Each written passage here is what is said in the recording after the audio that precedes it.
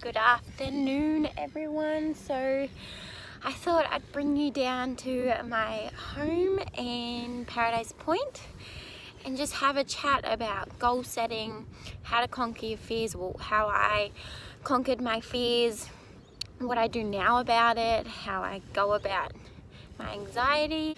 So if you're thinking that my eyebrows are a little dark, they probably are. Got them tinted, so don't judge. It's gonna fade. It's all good.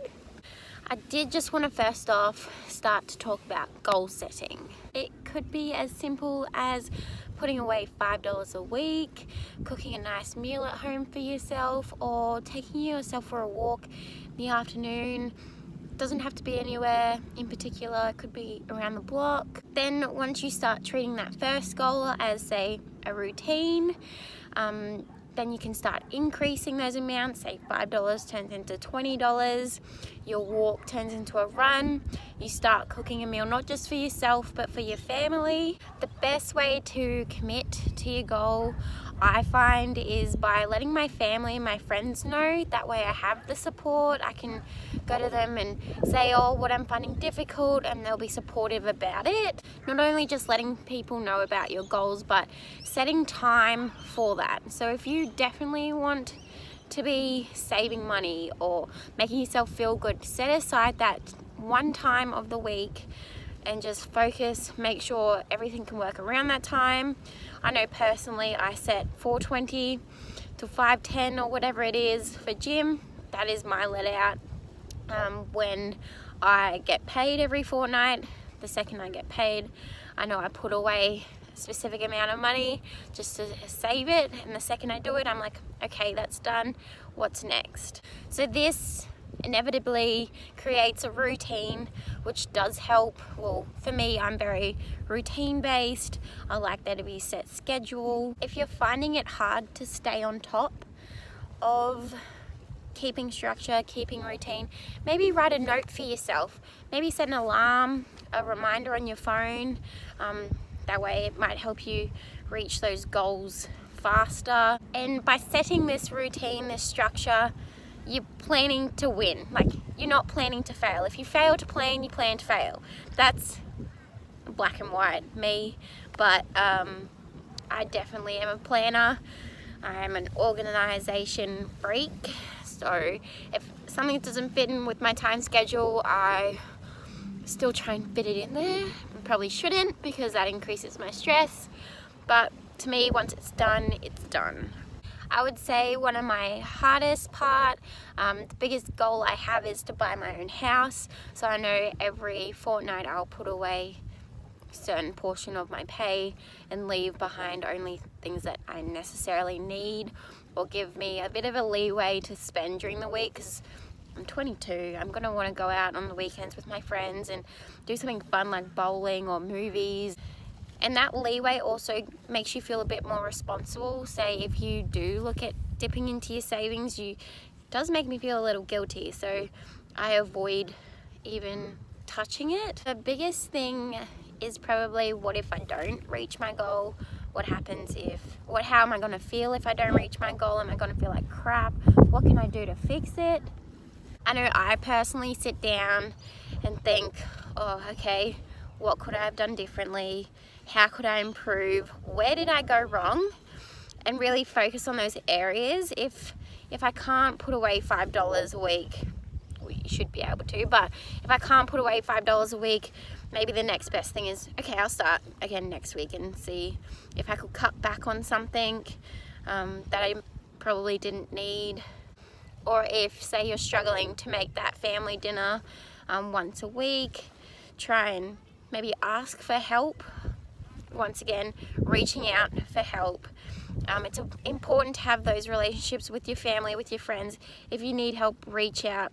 And as simple as asking for an ingredient for dinner, you're still reaching out. And it just gets you in a good mind frame to be like, hey, it's okay that I can reach out. They probably want me to reach out, have a better relationship. So don't be afraid even if you ask for tomatoes or something like that. It can help in the long run with the big things. Also, another big thing is constructive criticism. I was never great at taking criticism. and then I learned that there's constructive criticism and you don't need to take them the negative way. It's definitely difficult to take another person's opinion on board, especially because if you think it could be done a different way or you like it being done your way, it's always good to have an open mind when it comes to swapping, changing your routine.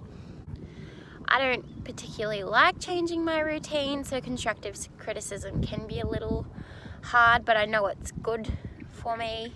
It's been the best thing since my mum has passed away. What I listen to, what I don't listen to, I can still make my own decisions, and that's perfectly fine. We're all individuals, but it's also an amazing tool to be able to handle, take on board constructive criticism, not just, you know, in the workplace, at home. It could be out in public if somebody mentions something. You just take that on board, and I guess that just comes with time, practice in how you approach or respond to that criticism as well. So many things these days can be done over the internet, over text message, and they just don't come out the same way as what you should have said it in person. So it's probably best to say your criticism in person as well. What gets in the way of goals? Fear, life. Two big things get in the way, because we all know life happens. We all have jobs every day. We have things to do. Your fear definitely 100% gets in the way of everything I do. I need to sit back and just breathe and take a breath, because that helps me conquer what I need to overcome. So my fears are heights, falling over in public, doing this vlog in public because of what people will think. But I know the reason why I'm doing this vlog is because it helps me, could help you guys express how I'm feeling. So those are just little fears, but I just wanted to say that since my mum passed away, things like a bag hanging up on my cupboard door, driving underneath bridges at night time, talking about how I felt and how I saw my mum in the state that she was to people, to anybody, friends, family, people that asked, I didn't know what to say. At home, when I walk from my car to my front door at night time, or early in the morning when it's pitch black and I can't see around corners, that's a big one at the moment, coming into winter. Seeing death in TV shows, hearing it in music songs, I try to stick away. Well, when it all happened, I tried to stay away from anything that included killing, mostly because it just brought up too many memories. And shadows. As you can see, I'm sitting on the beach with plenty of shadows. A lot of noises in particular, but down here it's nice and chilled, quiet. I'm sure if I can hear people walking on the pathway behind me, I know I'm not alone around here, so it's good. I thought I'd turn around because it is such a nice afternoon and you guys probably deserve to see it as much as I'm staring at it in my camera. So, new angle. Back on track. What do I do to conquer my fears? Firstly, I like to tell somebody what is bugging me, what is stopping me from being able to do what I want to do. I also like to use the 5 steps of anxiety. Number 5. Oh, there's sand on my hand. Acknowledge 5 things around you. Number 4, acknowledge 4 things you can touch. Number 3, acknowledge 3 things you can hear. Number 2, acknowledge 2 things you can smell. And number 1, acknowledge 1 thing you can taste. That could be as simple as your lipstick. That's pretty well what I usually do, like if you've got lip balm or something. I find that once I do those 5 steps, what I'm usually anxious about I'm not anxious about anymore. I've totally forgotten what I was anxious about because I'm so focused on doing those 5 steps. I mainly do those steps when it's dark, when I'm walking from my car to my front door. That helped me so much. Now I hardly even think about anything bad happening to me within those 10 meters. So touch wood wherever it is. But those steps help me. At work in the morning, I have to walk down a hallway that's pitch black sometimes. Doing those 5 steps down a 20-meter hallway helps. I do them slowly. I just count, just run through it. You might think that you're looking a bit weird to some people while you do it, but you can just do it in private. I could just easily do it right now, sitting down, and nobody would know what I was doing. It's as simple as that. Another big thing that I had to learn to do was acknowledge my thoughts. Acknowledge what I saw with Mum. Keep that picture in my mind for a second, run it through. If I was to put it away and not acknowledge it, I think it would make it worse, and I'd just be putting it under the carpet. So by me acknowledging it, I picture it for however long it needs to last for. I go, yep, okay, it's happened. I think of a place that makes me happy, which is by the water, and I picture putting that thought on a little boat and it gets shipped out to sea. You can do this technique, I guess, by putting it on anything that will help it go away, like a train, or say a fast Ferrari, or on an airplane. Preach about it a lot, but Headspace, my number one go-to anything.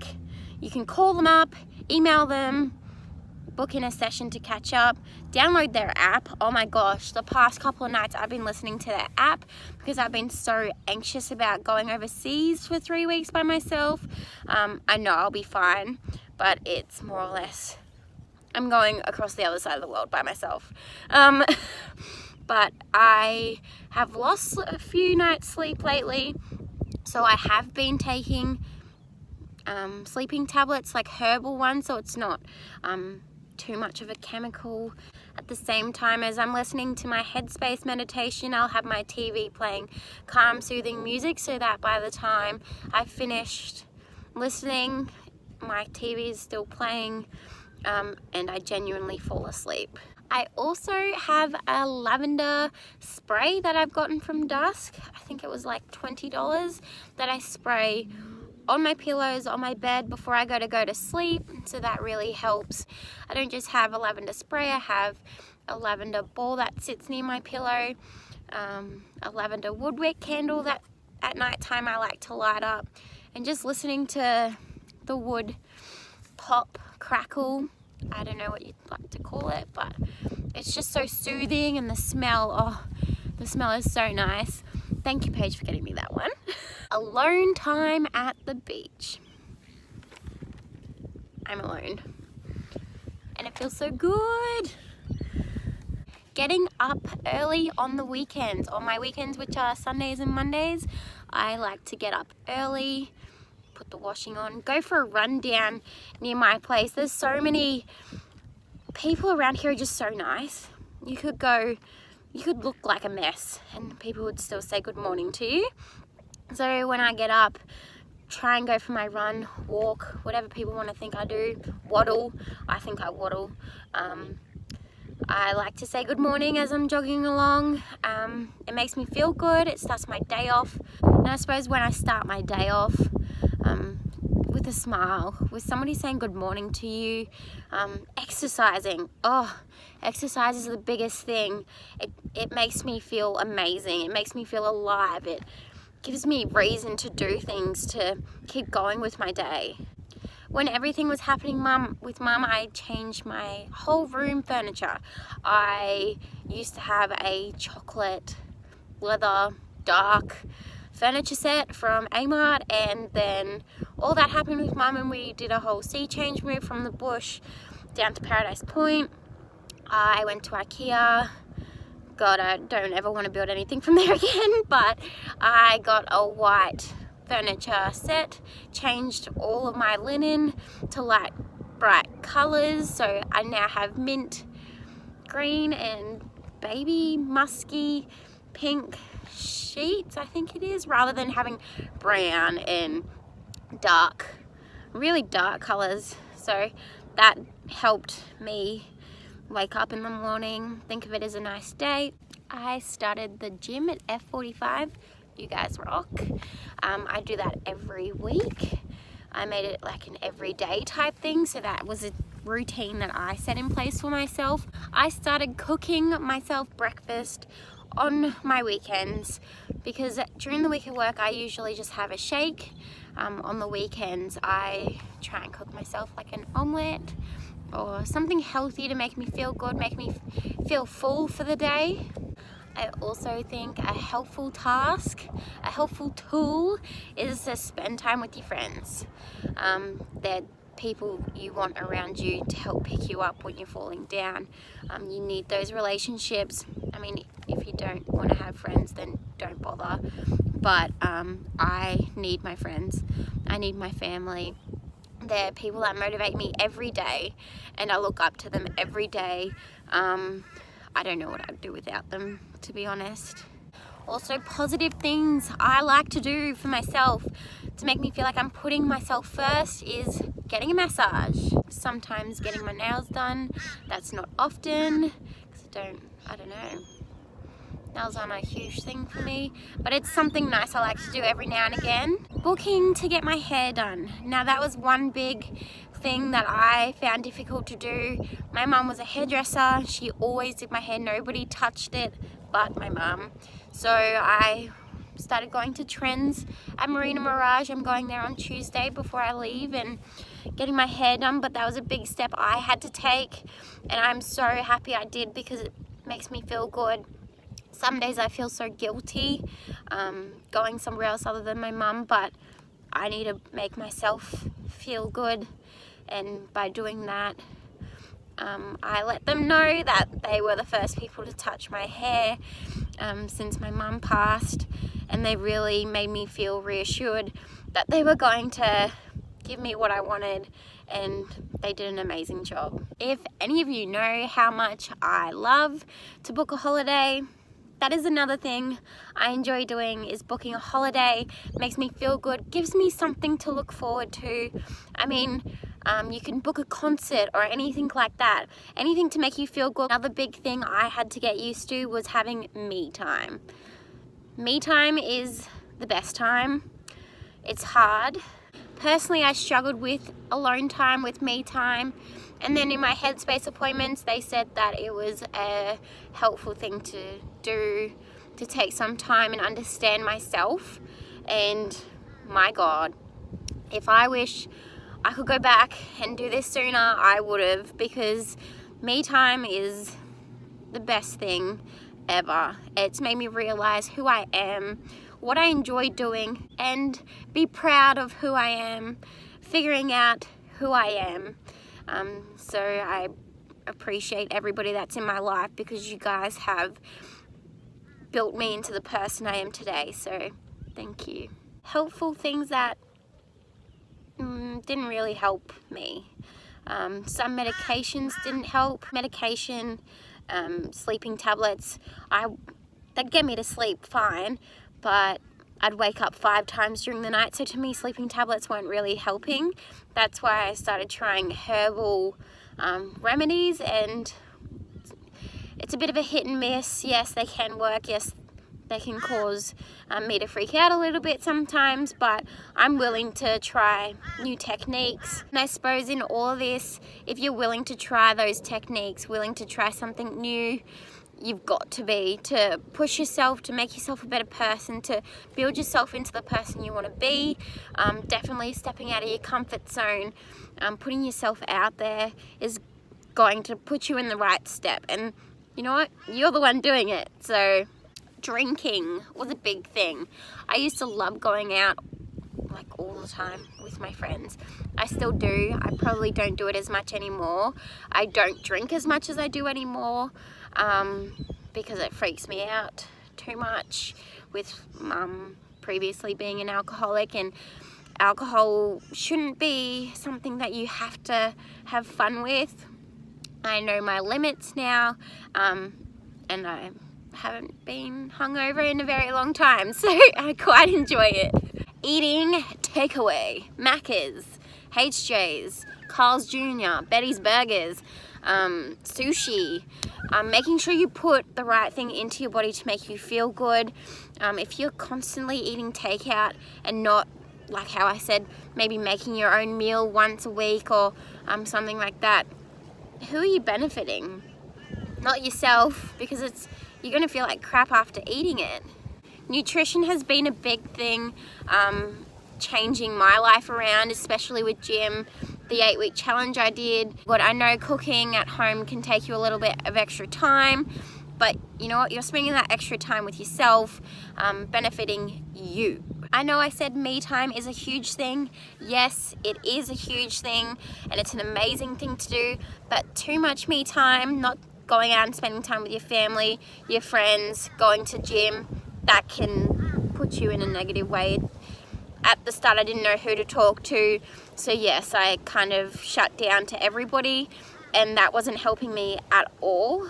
So speaking up, voicing my opinion, telling people how I'm feeling, I had to do that. You have to do that. You have to let somebody know how you're feeling. Otherwise, who are you helping? You're not helping yourself, and it just puts you in a bad mind frame, thinking that nobody wants to hear what you have to say. People want to hear what you have to say, so say it. And lastly, avoiding the thoughts. Like I said, you have to acknowledge what's going on. You have to acknowledge the situation. As difficult as it is, as visually tearing me apart it is, I have to some days picture it, say, okay, it's happened, where can we go from here? It's now just an image, it's not happening to me, it's not happening again, so I need to put it on that boat and ship it out to sea.